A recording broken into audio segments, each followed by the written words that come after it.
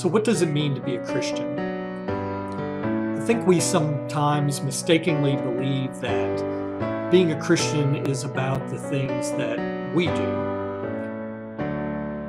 The things that we say, the way that we act, the choices that we make. Do we go to church or not go to church? But I think the Bible, and I think particularly the teachings of Jesus, remind us that maybe it's not so much about what we do, but it's about what God does.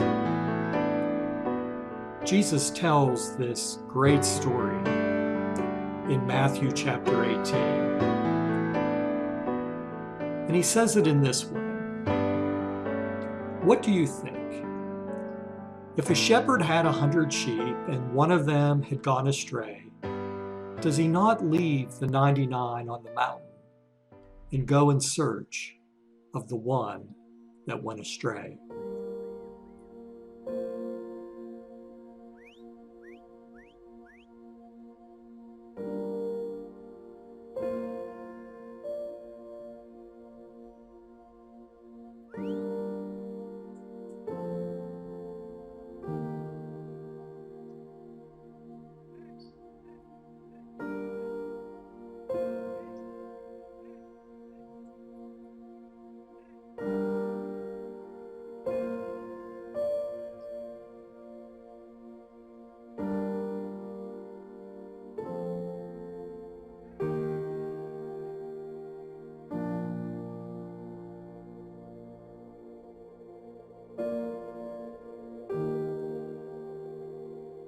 And if the shepherd finds it, truly I tell you, he rejoices over it more than over the 99 that never went astray.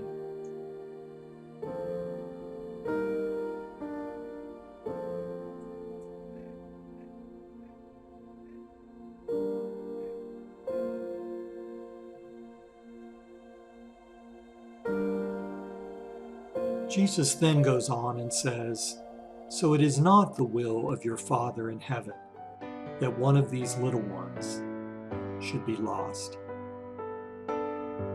What does it mean to be a Christian?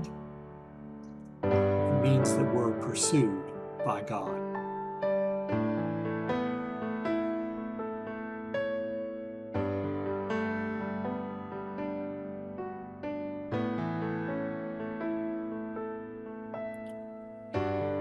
The Gospel of John records Jesus saying these words, "I am the good shepherd. The good shepherd lays down his life for the sheep." The simple verse of Scripture reminds us that Jesus is the one who pursues us. That Jesus is the one that comes looking for us. It's not so much about us, but it's about what he does for us. And despite the things that we've done and where we've been, Jesus pursues us. Despite the things that we've said and despite our attitude, Jesus pursues us. And despite the broken relationships that we've found ourselves in, and even despite the fact that we have a broken relationship with God, Jesus pursues us. No matter how far and how hard we've run away, Jesus pursues us. Jesus truly is the Good Shepherd.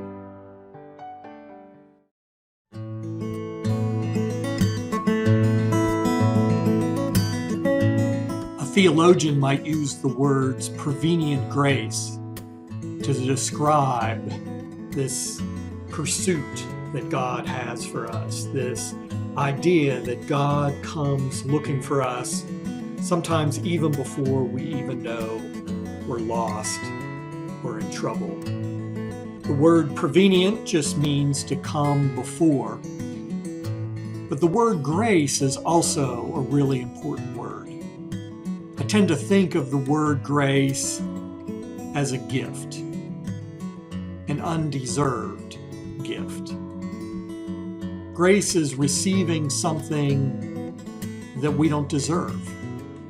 It's not something that we've earned. It's not something that we've worked for.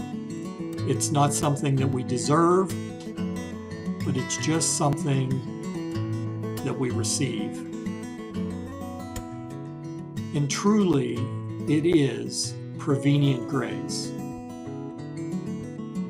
It's a gift that we receive even before we know we need it. The gift of God pursuing us. The gift of Jesus as our Good Shepherd.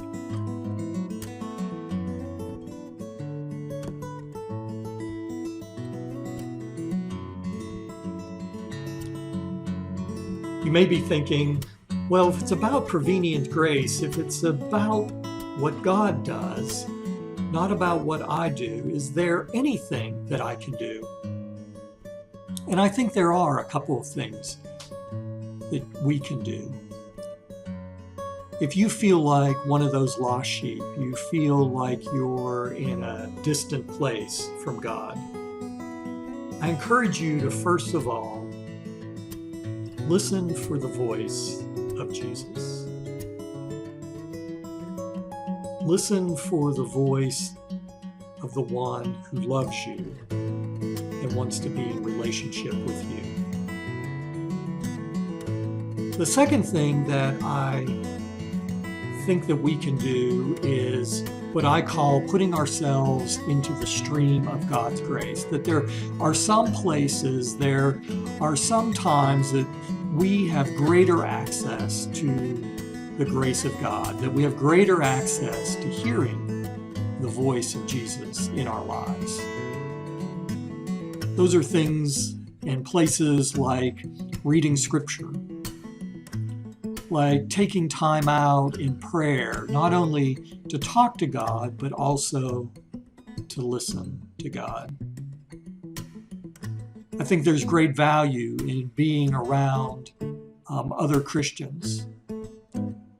Sometimes the things that they say can be a means of grace. They can be an opportunity for us to hear and to receive from God.